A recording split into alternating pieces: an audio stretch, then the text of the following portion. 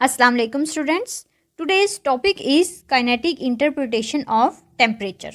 हमने kinetic molecular theory का पूरा टॉपिक पढ़ा है। क्लास को डिड्यूस किया तो हमने बेस बनाई थी KMT के पोस्टुलेट की। उस पोस्टुलेट में हमने देखा था कि मॉलिक्यूल्स मूव करते हैं रैंडमली, कोलाइड करते हैं। ना सिर्फ वो अपने आप के साथ और अपने जैसे मॉलिक्यूल्स के साथ कोलाइड करते हैं, बल्कि वो कंटेनर की वॉल्स के साथ भी कोलाइड करते हैं। कोलाइड करने की वजह से वो अपनी डायरेक्शंस चेंज करते हैं और उनकी ये कुलेयंस परफेक्टली इलास्टिक होती हैं। इन कुलेयंस के रिजल्ट में क्या होता है, प्रेशर एक्सर्ट होता है। यहाँ पर भी हम इसी पोस्टुलेट की बेस पर कुछ डेरिवेशन करेंगे।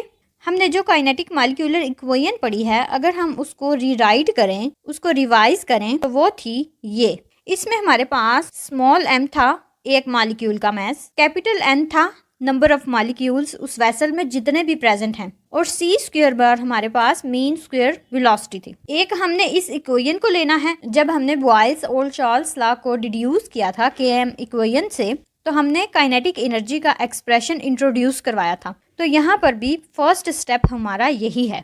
जब हम काइनेटिक एनर्जी की बात करते हैं तो गैस के मॉलिक्यूल्स डिफरेंट तरह की मोशंस करते हैं, जिनमें मेनली वो ट्रांसलेशनल एंड वाइब्रेशनल मोशंस करते हैं। जब हम एवरेज काइनेटिक एनर्जी की बात करेंगे तो एवरेज काइनेटिक एनर्जी मॉलिक्यूल्स की ट्रांसलेशनल मोशन की वजह से होती है। तो यहाँ से हम काइनेटिक एनर्जी का एक्सप्रेशन लिखते हैं। अब हमने काइनेटिक मॉलिक्यूलर इक्वेशन का जो एक्सप्रेशन पहले देखा है, उसमें हमने इस चीज को लाना है। जब हम इस चीज को इंट्रोड्यूस करवा देंगे तो उसकी जगह पर हम ये रिप्लेस कर देंगे। जब हमने बॉयल्स और चार्ल्स लॉ को डिड्यूस किया था तो हमने ये स्टेप किया था। हमारे पास ये जो है, ये काइनेटिक मॉलिक्यूलर इक्वेशन है। हमने दोनों तरफ 2 से डिवाइड भी करना है एंड मल्टीप्लाई भी करना है। यहाँ से हम इस फैक्टर को खत्म कर देंगे, जबकि यहाँ पर हमने क्या करना है, दूसरी तरफ हम इस 2 को 3 की जगह पर ले जाएंगे और 3 को 2 की जगह पर ले आएंगे। ये करने से हमारे पास कुछ इस तरह का एक्सप्रेशन सेपरेट हो जाता है। अब जो हमने काइनेटिक एनर्जी का एक्सप्रेशन पढ़ा है वो इसके इक्वल आ जाता है। बिल्कुल वो यही एक्सप्रेशन है। तो इसकी जगह पर हम ये लिख सकते हैं। हाँ जी, इसको हम लिख लेंगे यहाँ पर।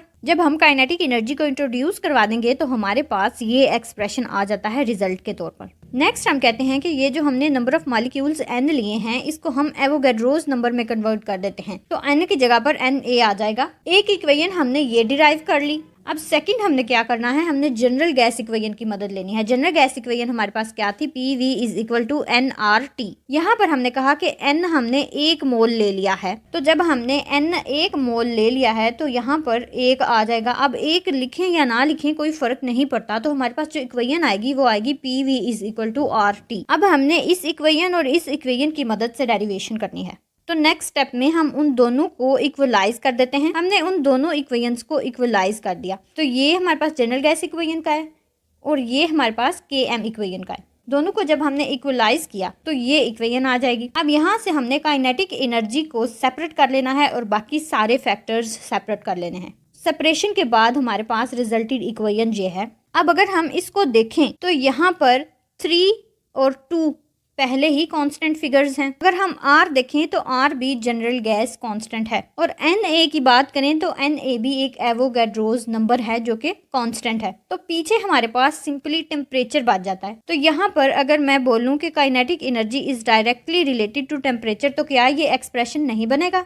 तो रिजल्टेड एक्सप्रेशन हमारे पास ये आ जाएगा कि kinetic energy is directly related to absolute temperature of gas. It means कि जितना हम टेम्परेचर इंक्रीज करते जाएंगे उसके मॉलिक्यूल्स की काइनेटिक एनर्जी इंक्रीज होती जाएगी। हम इसको इस तरह एक्सप्लेन कर सकते हैं कि गैस में कुछ मॉलिक्यूल्स हमारे पास हॉटर हैं और कुछ मॉलिक्यूल्स कोल्डर हैं। तो जब वो कोलाइड करते हैं, जब एक हॉट मॉलिक्यूल एक कोल्ड मॉलिक्यूल से कोलाइड करेगा तो वो अपनी एनर्जी उसमें ट्रांसफर कर देगा। इसी तरह एक ही कुलेयन तो नहीं होती, असल में बहुत सारी कुलेयंस होंगी। बहुत सारे मॉलिक्यूल्स कोल्डर मॉलिक्यूल्स के साथ टकराएंगे और अपनी एनर्जी को ट्रांसफर करेंगे। तो इस तरीके से एक वक्त ऐसा आएगा कि तमाम वेसल के मॉलिक्यूल्स जो हैं उनका टेम्परेचर इक्वल हो जाएगा। ना सिर्फ उनका टेम्परेचर इक्वल होगा बल्कि उनकी आपस में काइनेटिक एनर्जीज भी इक्वल हो जाएंगी, क्योंकि वो टकरा रहे हैं। और मेनली हम कहते हैं कि जब भी कोई बॉडी मोशन में होती है तो उसकी एनर्जी को हम काइनेटिक एनर्जी का नाम देते हैं। तो गैस के मॉलिक्यूल्स में ज्यादातर हम कहते हैं काइनेटिक एनर्जी ट्रांसलेशनल मोशन की वजह से होती है। तो मॉलिक्यूल्स की ट्रांसलेशनल मोशंस की वजह से काइनेटिक एनर्जीज और उनके टेम्परेचर्स सेम हो जाएंगे। इस तरीके से दोनों बॉडीज जो हॉटर थी और जो कोल्डर थी, दोनों का ना सिर्फ टेम्परेचर इक्वल होगा बल्कि उनकी ट्रांसलेशनल मोशंस भी इक्वलाइज हो जाएंगी। गैसेस और लिक्विड्स के जो मॉलिक्यूल्स हैं उनकी एनर्जीज ट्रांसलेशनल मोशन की वजह से होती हैं, लेकिन जब हम सॉलिड्स की बात करते हैं, सॉलिड्स में मोशंस रुक जाती हैं क्योंकि उनके मॉलिक्यूल्स एक दूसरे के साथ टाइटली बाउंड होते हैं। वो सिर्फ और सिर्फ वाइब्रेशनल मोशन कर सकते हैं, तो उनकी काइनेटिक एनर्जी वाइब्रेशनल मोशन की वजह से होती है। जब हम इस इंटरप्रिटेशन की बात करते हैं तो हम एब्सोल्यूट जीरो के टॉपिक पर पहुंचते हैं। एब्सोल्यूट जीरो वो टेम्परेचर होता है जहां पर मॉलिक्यूलर मोशंस खत्म हो जाती हैं, और हमने पढ़ा था कि एब्सोल्यूट जीरो ज्यादातर अनअटेनेबल होता है। हर गैस के लिए पॉसिबल नहीं है कि वो एब्सोल्यूट जीरो को अटेन कर ले। जितनी भी हमने अटेम्प्ट्स की हैं उनमें ज्यादातर हम जो टेम्परेचर लो ले जा सकते हैं वो ये है, इससे नीचे हम टेम्परेचर को नहीं ले जा सकते। तो ये छोटी सी इंटरप्रिटेशन थी टेम्परेचर की काइनेटिक मॉलिक्यूलर थ्योरी के हवाले से। Thank you so much for watching.